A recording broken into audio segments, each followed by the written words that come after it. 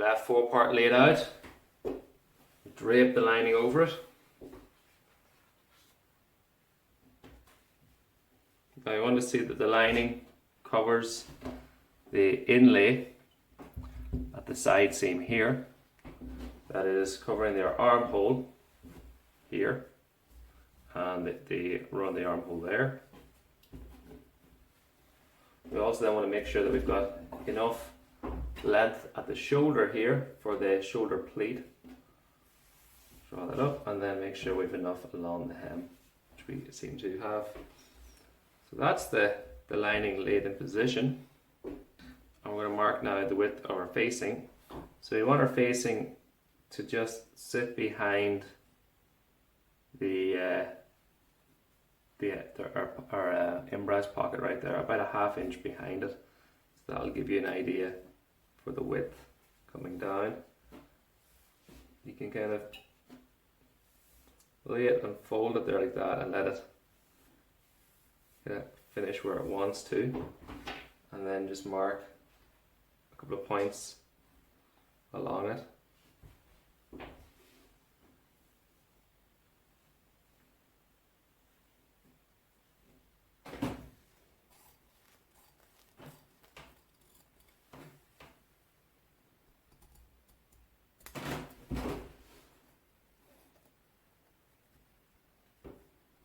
Make sure you're cutting the lining only. Now we turn down the edge on the chalk mark.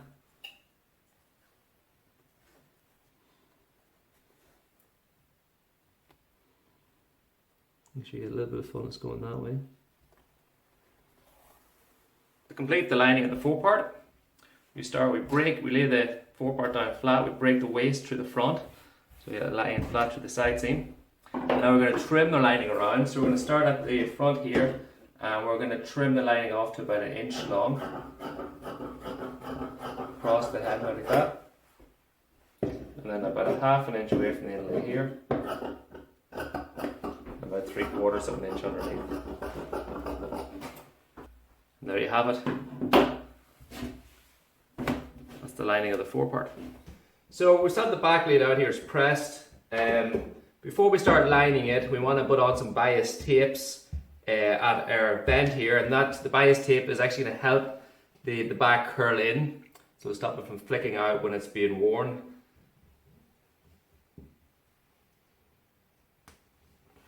And I'm basting right through the crease and into the center back seam, right through the middle of the center back seam, and we're going to stop there about 4 inches or so from the hem. We flip the back over, and I want to trim back our lining. So I'm giving it about 1/4 inch of the shoulder. And now I lift over the back. The lining fall out of the way here. And I'm going to start by lining up my balance mark here at the chest line. Stretching your inlays, you want to do so from the wrong side of the cloth, so the inside of the cloth. And you want to be sure that you stretch the inlay openly and not the seam. Put a little bit of water there, just to create a bit of steam.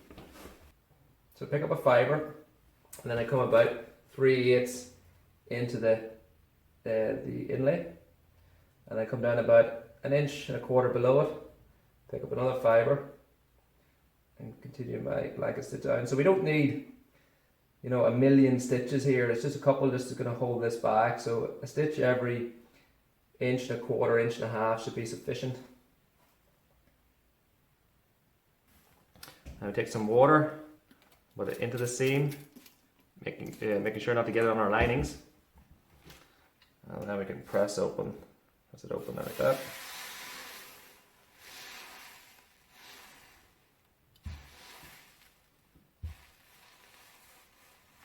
All the way to the top of our vent.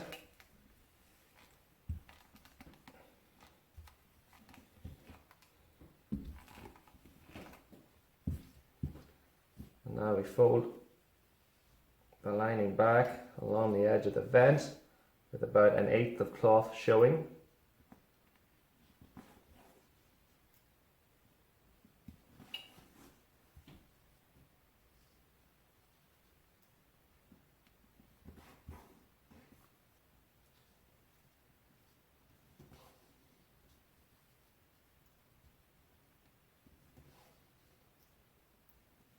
Dropping there like that.